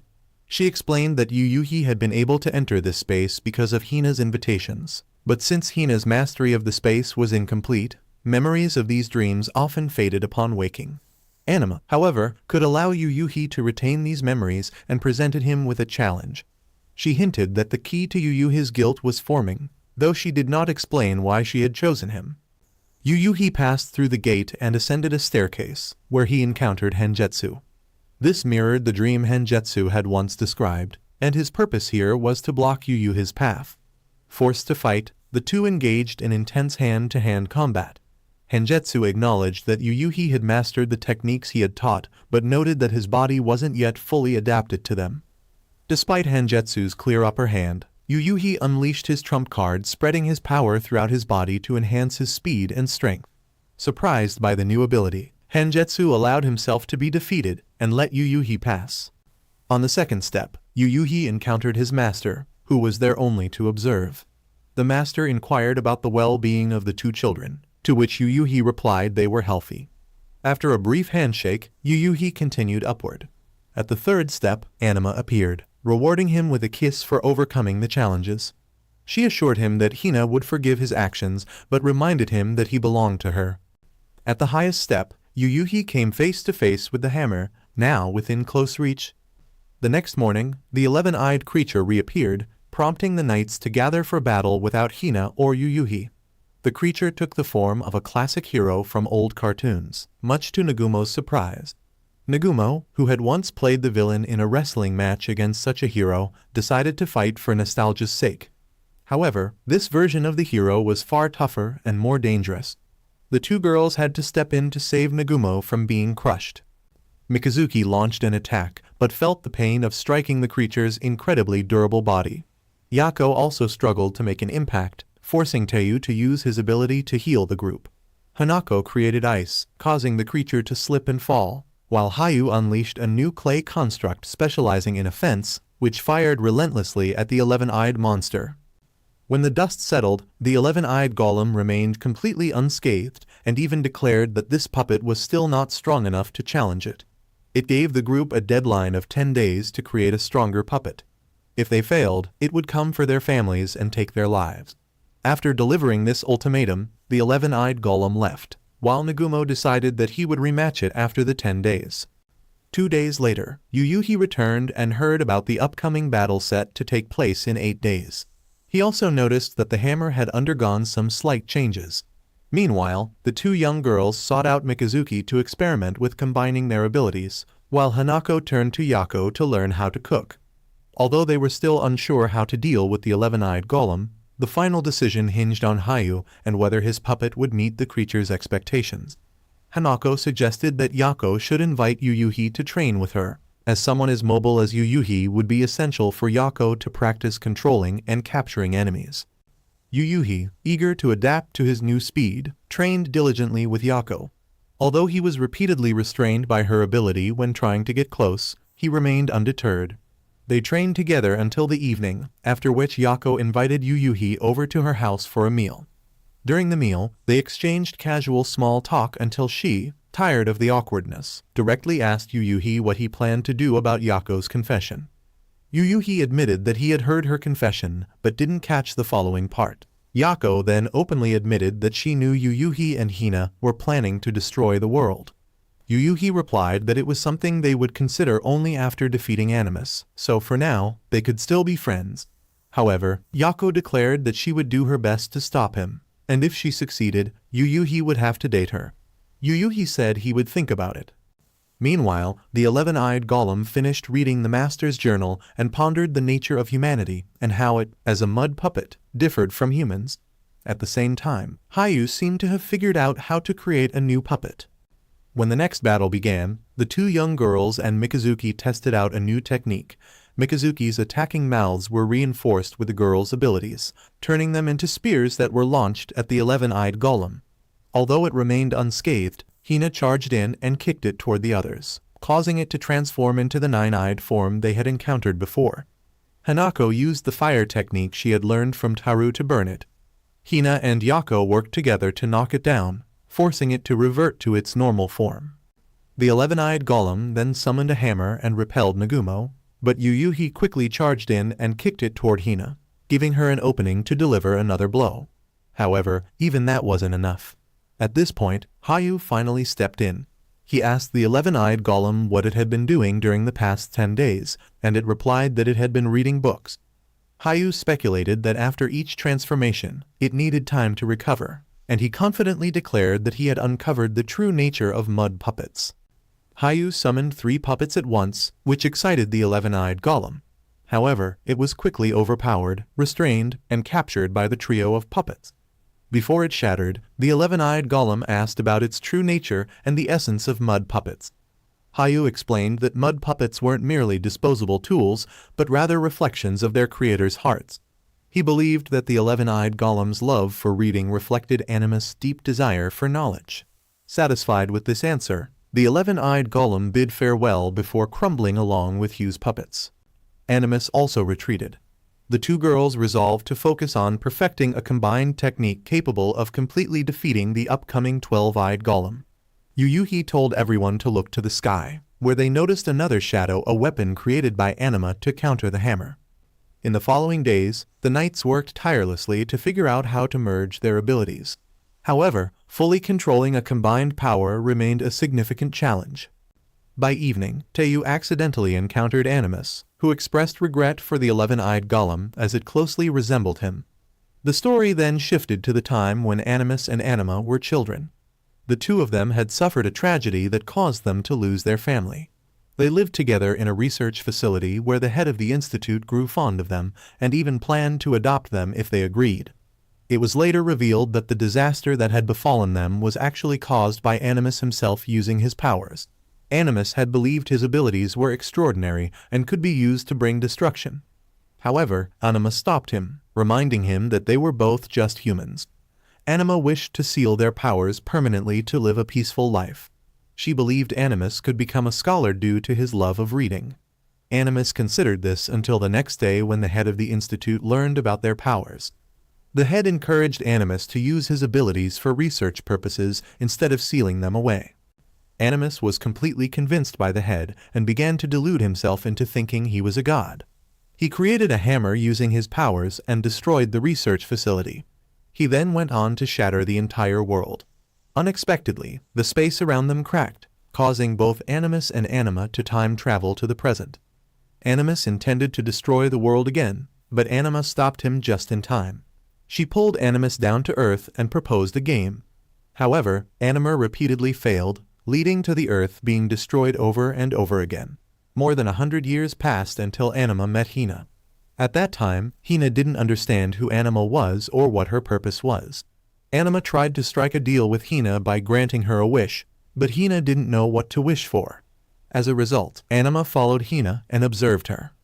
One day, while Hina's mother and Hisame were away, Hina decided to go out and play with Anima. During their outing, they encountered a fierce dog, and Yuyuhi found them. This marked the first meeting between Yuyuhi and Hina. At the time, Yuyuhi thought Hina was a lost child and intended to take her to the police station, as he still believed in the police because his father worked there. However, Hina thought of herself as a bad child who would be arrested by the police and ran away. When Anima followed her, Yuyuhi saw her and accused her of being a child kidnapper. He threw a water balloon at her and pulled Hina away. Yuyuhi explained to Hina that the police weren't bad and shared his dream of becoming a police officer like his father. Anima caught up with them and revealed herself as Hina's guardian. She then made Hina float into the air and teleported away, leaving Yuyuhi to think it was all a dream. Later, Hina heard about Anima's 7-year plan and decided to wish to meet Yuyuhi again someday, which ultimately drew him into this ordeal with everyone else. Back in the present, the group of knights had been training hard for 2 weeks to combine their abilities, but there was still no sign of the 12-eyed golem. Animus appeared and informed them that they were free to do whatever they wanted for the next month. However, when the month ended, his 12-eyed golem and hammer would completely destroy the world along with Anima's weapon. Time sped forward, and the fateful day finally arrived. That night, Animus invaded everyone's dreams and summoned them to a specific location to be transported to the final battlefield. Each member of the knights prepared themselves and took care of personal matters before the gathering. Soon after, they all assembled at their usual meeting spot. Everyone was ready. Animus unexpectedly appeared to greet them briefly before teleporting all the knights away, leaving only Anima and Hina behind. Animus transported the knights to a remote countryside location, but realized he had accidentally left one person behind. He quickly left, allowing the knights some privacy. Yuyuhi wondered what would become of their group after the battle. Noi replied that regardless of whether they won or lost, the knights would have to part ways once the battle was over. The 12-eyed golem then emerged from behind the mountain, its size far greater than ever before. However, its massive size also made it easier to target. The group unleashed their combined technique, which had taken them over a month to master. A destructive beam of light was fired, severing one of the golem's arms. They needed to prepare another strike, but it was unlikely the golem would give them the chance. Suddenly, Hina descended from the sky and delivered a powerful punch, toppling the golem. Hayu separated from the group to assist Hina, buying time for the others to charge up another attack. He summoned a new golem in the form of the Black Cat Knight. At that moment, Nagumo realized that the future was being shaped by 2 children, and he reflected on how arrogant he had been to think that fighting was solely the responsibility of adults. Together, they managed to unleash a second beam of light, instantly destroying the upper half of the golem. The group noticed a village in the area where the golem had fallen, but Anima explained that it was merely an island created by Animus, with no real inhabitants. Animus then decided to activate his hammer, prompting Anima to send Yuyuhi into the weapon stationed in outer space. She explained that Yuyuhi had a connection to both her and Hina, and since neither of them had enough strength left to operate the weapon, Yuyuhi had to take on that responsibility. He needed to venture deep inside and unify the fragments of his soul to control it. Trust, she said, would guide his path. As Yuyuhi placed his trust in the process, pathways formed before him, leading him forward. He soon reached the first soul fragment, which represented the moment he had lost faith in humanity. Upon grasping it, the fragment transformed into chains that had long bound him. Carrying the chains, Yuyuhi moved to the second fragment, which immediately transformed into a spear. This fragment symbolized the moment he gained Hangetsu's power. The third fragment, representing a moment in the future, transformed into a cloak that brought Yuyuhi to the weapon's activation switch. He quickly activated the weapon, which successfully blocked the hammer's attack. However, the shield soon shattered, and the colossal weapon was destroyed as well. At that point, Hina stepped forward to take action. She ascended and used fragments from Anima's weapon to create a golem in her own image. The golem delivered a powerful punch, destroying the hammer and absorbing its fragments to grow larger.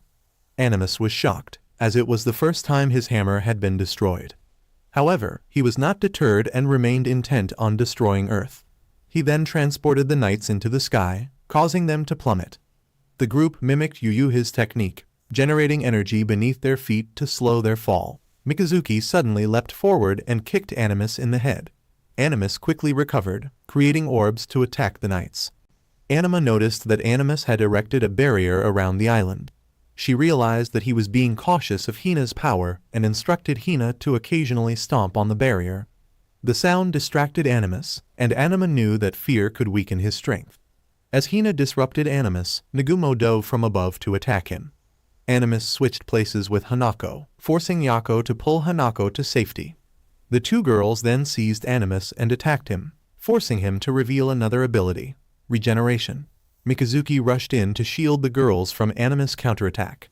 Hina continued to stomp on the barrier, further unsettling Animus. Hugh's cat even added to the disruption by stomping on him. However, Animus managed to escape and focused his attacks on Mikazuki. The two girls created a shield to protect Mikazuki, but Animus also targeted them, forcing Hayu to join in defending Mikazuki. The two girls launched an attack on Animus to prevent him from continuing his assault. Animus decided to reclaim Tayu's power, but Tayu used his wish to stop Animus from regaining his strength and to heal the group. Realizing Tayu had turned against him, Animus showed no mercy. He used his hammer to destroy Hugh's cat golem. Animus suddenly transformed into a dark shadow, radiating an intensely terrifying aura. Hina, realizing she couldn't remain outside the barrier any longer, launched continuous attacks to break through it. Animus retaliated by hurling his hammer, engulfing the knights in smoke and dust. Using the cover of the smoke, he launched a surprise attack, but Yako dispelled the smoke with her technique. Tayu attempted to use his power to heal the group, but Animus targeted him, prompting Hanako and Mikazuki to intervene. Animus then unleashed another attack aimed at the entire group. Tayu continued to heal them, but his strength waned with each use. Animus threw his hammer at Hayu, who managed to summon a golem in time to block it. However, Animus deduced that Hayu had reached his limit on how many golems he could create, and that Tayu, being just a child, wouldn't be able to sustain the group much longer. But Nagumo firmly declared that there were no children here, only warriors, and that the only child present was Animus himself. At that moment, Hina succeeded in breaking the barrier and entered. Sensing danger, Animus resolved to eliminate the knights in a single strike. Hanako froze one of his arms, while Hayu and the two children defended the group to keep them safe. The Unicorn Knight, for the first time, allowed Nagumo to ride it, enabling him to close in and kick Animus away. Animus was stunned by his defeat, unable to comprehend how he had lost. As he searched for the reason, he realized it was because of Hina. But before he could act further, Anima, carrying his weapon, struck Animus, impaling him. In his final moments, Animus acknowledged his mortality, that he was human and not divine. Anima expressed hope that if Animus still wished to understand more about the universe, he might reincarnate in another life to continue his quest. As Animus passed, Anima wept, regretting that she hadn't been able to stop him sooner. She explained that the island wouldn't disappear because Hina was sustaining it. With Animus gone, the conflict now shifted to the group and Hina. Hina and Yuyuhi then revealed their original plan, to destroy the Earth. Hina controlled her massive golem, while Yuyuhi prepared to hold off the knights. Yuyuhi swiftly attacked, knocking Nagumo and Yako aside, and even incapacitated Hayu, who posed the greatest threat. Yuyuhi declared that anyone wanting to stop Hina would have to go through him. Hanako decided to leave to resolve something, while the two girls stayed near Mikazuki to ensure he didn't recklessly join the fight despite his injuries. Yuyuhi now faced only the two legendary beast knights. He charged at Nagumo, sending him flying into Yako. Yuyuhi criticized them for only training to fight mud golems, not humans. Nagumo, however, resolved to fight Yuyuhi at full strength, even if it meant breaking a few of his bones, as it was the duty of adults to teach the younger generation. Yuyuhi, in turn, expressed his gratitude and asked Nagumo not to hold back. Meanwhile, Hanako retrieved water in an attempt to trap Yuyuhi, but he dodged her efforts. Yako tried creating more restraints, managing to douse Yuyuhi with water, but Hanako lacked the strength to freeze it. Mikazuki worked to awaken Taiyu so he could heal himself, but in the chaos, Yuyuhi inadvertently flipped Yako's skirt, enraging her into attacking him with her full strength. Yuyuhi narrowly avoided her strike. Taking the opportunity, Yuyuhi confessed that he couldn't return Yako's feelings because he was in love with Hina and wanted to be the one to stop her. Hina had already anticipated this turn of events. She joined the battle, reminiscing about her moments with Yuyuhi. She recalled a previous birthday when she first mentioned her illness to him and how she couldn't live without anima. When she learned that Yuyuhi had inherited Hangetsu's power, she knew this confrontation was inevitable. Hina recognized that Yuyuhi was becoming more optimistic and content with life, and while she was happy to have new friends, she wished time would stand still so she could savor these moments longer. Time continued to pass relentlessly. Yako once shared that she knew someone who had suffered greatly after losing a loved one but eventually found happiness in life again, proving that those who deserve happiness will ultimately receive what they are destined for. Slowly, Hina began to realize that Yuyuhi had moved forward with everyone else, leaving her behind. Hina believed that everyone would find happiness in a place where she did not exist. Awakening suddenly, Hina found herself having struck Yuyuhi, sending him flying. He managed to grab hold of his weapon and cloak, which then unexpectedly vanished, transforming into the power for Noi to evolve. Noi became a legendary knight, and Yuyuhi believed he now had enough strength to stand on equal footing with Hina. At this point, Anima revealed to the group Hina's illness, an incurable disease that left her with no dreams for the future, cherishing only the present. When Anima had taken her into space, Hina had been captivated by Earth and believed that if she destroyed it, Earth would belong to her. Over time, however, she realized that Earth had taught her how to love. With this realization, Hina's perspective on her illness shifted. She concluded that regardless of whether the world was destroyed or not, she could no longer continue with everyone. For this reason, she wanted Yuyuhi to be the one to stop her.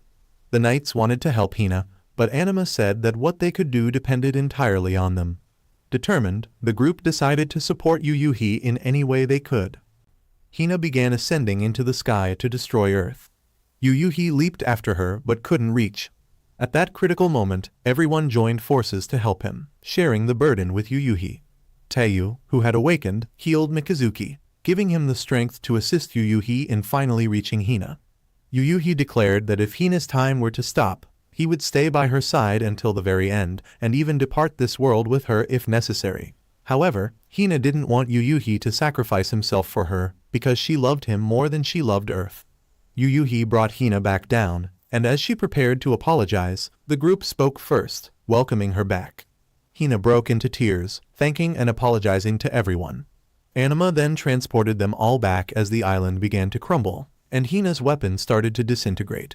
Their battle had ended. Anima bowed deeply, apologizing for the trouble caused by her personal conflict and the losses they had endured. Hina's powers faded, and Anima summoned the departed knights once more. One by one, they bid farewell to their knights. When it was Yuyuhi and Mikazuki's turn, they asked Anima for one final request. Understanding their wishes, Anima granted them the ability to use their powers one last time for a grand showdown. Anima expressed hope that Hina would see a brighter future before departing with the Beast Knights into the cycle of reincarnation. Meanwhile, Yuyuhi and Mikazuki engaged in an intense battle, fighting tirelessly until nightfall, with several onlookers falling asleep. Unexpectedly, a meteor shower appeared, fragments of Hina's weapon falling to earth. After fighting for a while longer, their powers suddenly vanished. Noi began to cry, praising Yuyuhi as a strong and admirable warrior and expressing how honored he was to have fought alongside him all this time. Yuyuhi was equally moved, saddened by the farewell with his old friend. Mikazuki's raven spoke one last time, commending Mikazuki for his selflessness, even sacrificing his life for something as simple as bread for others and wishing for his victory. The two continued to fight until they were too exhausted and resorted to verbal sparring. Finally, they decided to end the match with one last punch. However, Mikazuki cheated, landing a kick that knocked Yuyuhi out. Although underhanded, Mikazuki took pride in his victory. The knights were finally able to leave, and everyone returned home. Hina resolved to fight her illness and survive. When Yuyuhi returned to his room, he couldn't help but miss Noi.